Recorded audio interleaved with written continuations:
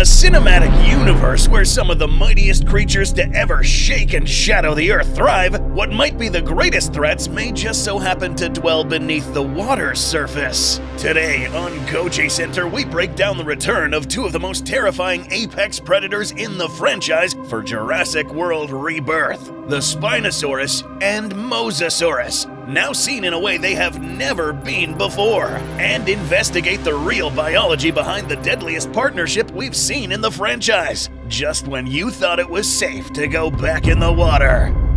There are several possible reasons these two aquatic apex predators look different than the version we saw in previous movies. So far, it seems that the setting of Jurassic World Rebirth involves an island near Bermuda that was the test bed for the genetic operations done back in the 1980s. Presumably, InGen sequenced and manufactured the prehistoric DNA here before shipping the completed genomes for production at Isla Sorna, to then be showcased off at Jurassic Park. So it is possible that at least some of the animals we see in the new movie are alpha bills, the prototype to what came later. These animals were deemed either too dangerous for the park or just not proper looking for park attraction standards, so they were left behind in the island that we will visit in Jurassic World Rebirth. This includes the Spinosaurus and Mosasaur that we will be discussing today.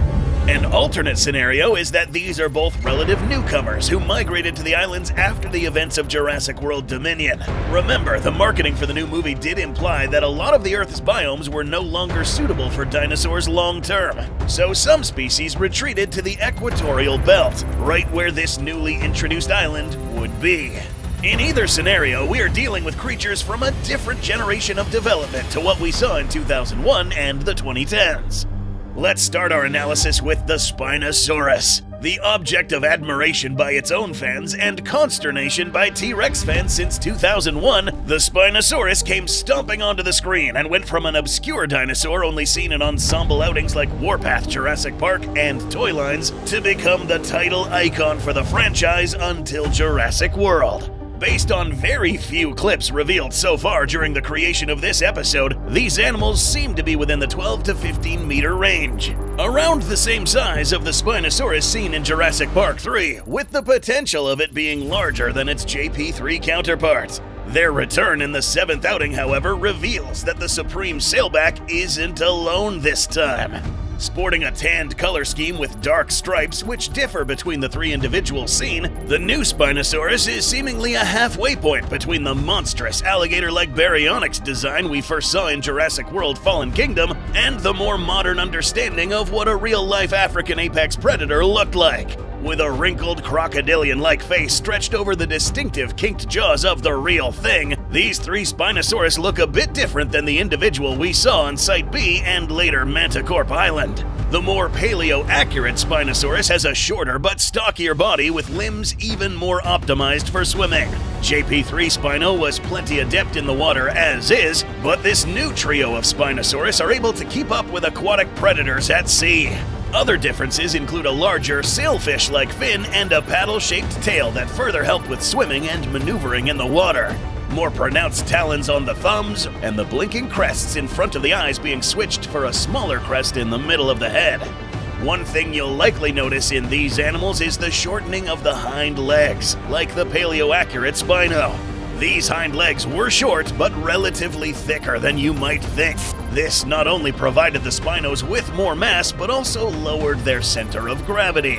This Spino will likely have better balance on land. Still, the tendencies for these sailbacks to not like humans certainly seem strong, with the trio here showing the same tendency to go after boats like their distant cousin did. The reason as to why they do this will be discussed later when we talk about their accomplice.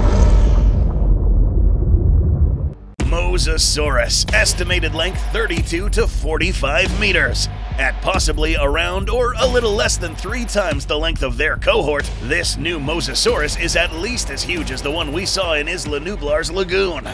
These gigantic sea reptiles were first intended to show up in an early version of Jurassic Park 3, so it's perhaps fitting that the brand new incarnation accompanies the return of that film's star. Only now this accompaniment is far more literal.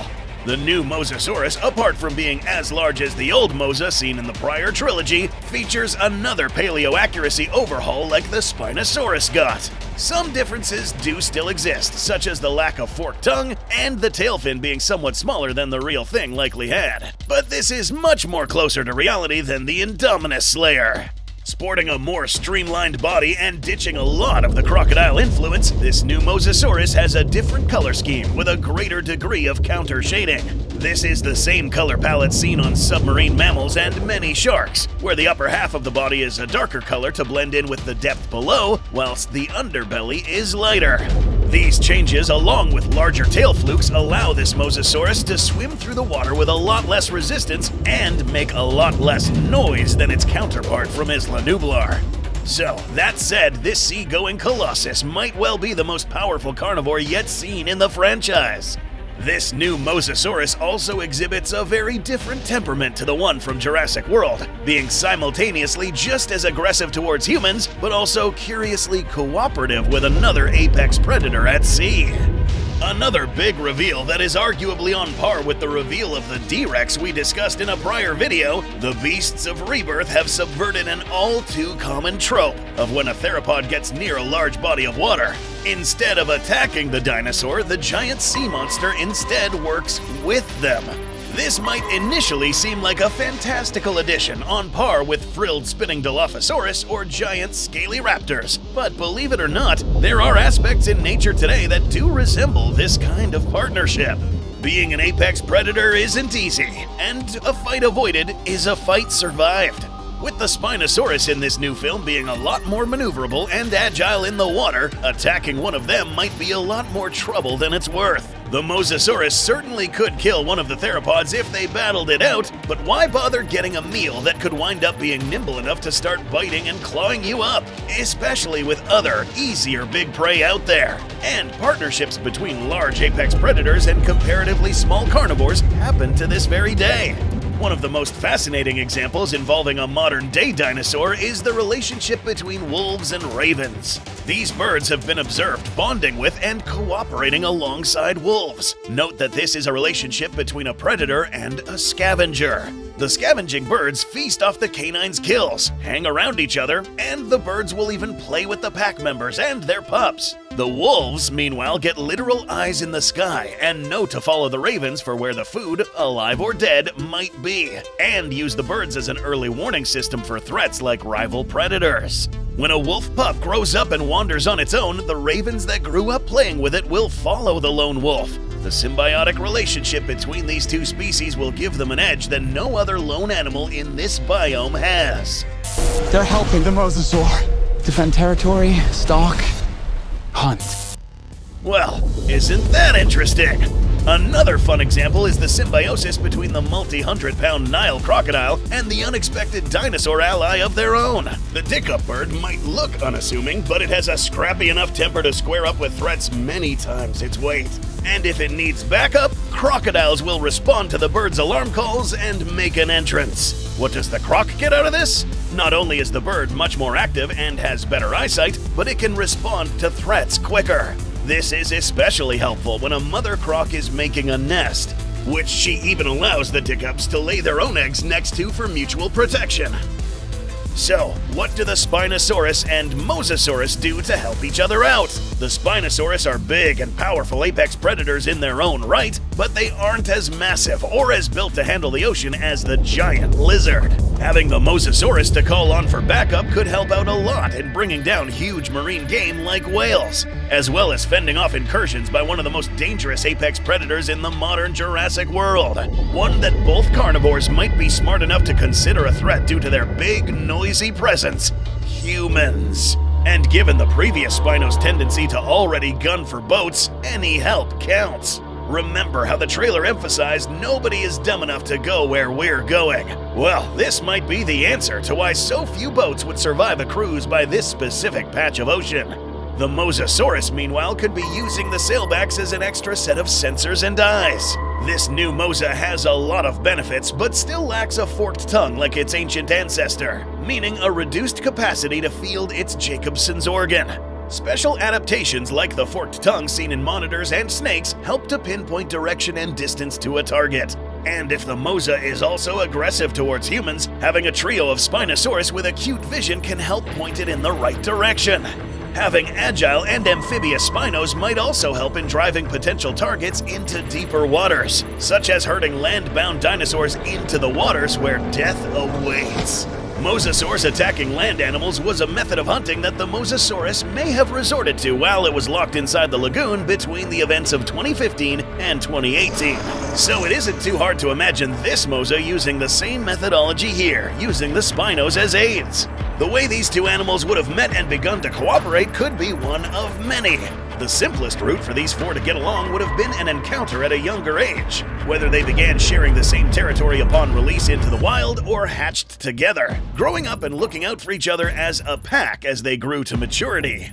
The other, more difficult method to get along would require both of these in-universe reptiles to be exceptionally intelligent, perhaps more so than their real-life counterparts, realizing that a conflict between the two entities is not worth their while, helping each other from a distance with leftover kills, slowly building trust amongst each other, enough to one day, after a long time, turn tolerance into an alliance. There is another element that is often overlooked that may explain another reason why these two cooperate so well. Remember Dr. Henry Loomis's comment about the Spinos protecting the territory, stalking and hunting rivals. This implies a somewhat sophisticated method of communication between these two different species. Either these exceptionally smart animals learn to understand each other's different calls and what they mean, or whoever cooked up these animals in the genetics lab used a common gene contributor when creating these two. Similar to how it's speculated that InGen's Mosa was part whale, given that it was seen to be a bit too friendly to these cetaceans at the end of Jurassic World Dominion. It's not far-fetched in this cinematic universe that these two animals could share a common set of genes in their genetic makeup, further bolstering their collaborative behavior.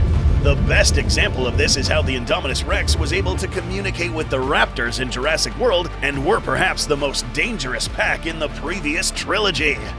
Knowing this, we can expect the Spino-Mosa pack to work together and show complex hunting tactics seen in modern-day crocodiles and some cetaceans, bringing forth the most dangerous and powerful symbiotic relationship in this franchise.